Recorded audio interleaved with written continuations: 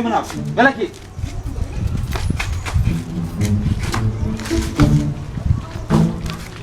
Satu orang seperti penati yo. Kijk eens goed.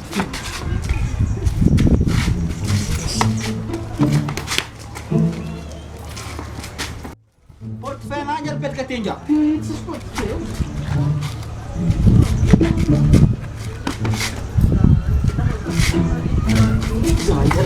Portfel aja.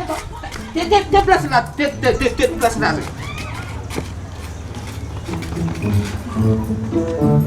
Ano, Miki, hani. Portfel aja pet. Dia tu ano ultar motor lagi. Sabi ko mo dito pati isang sport space eh.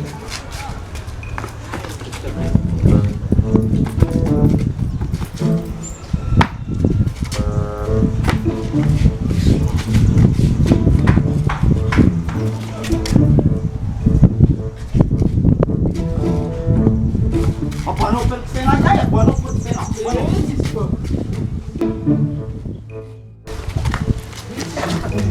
Razing pet kata kaya portfel mis bola natin saya ko bola. Apa mo ang razing ja? Bola na natin siko. Sport space eh. Kijk eens eh.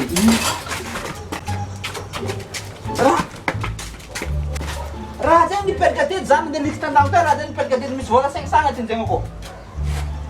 Kaya lamot. Ano dela manda competitia 22. Abbiamo.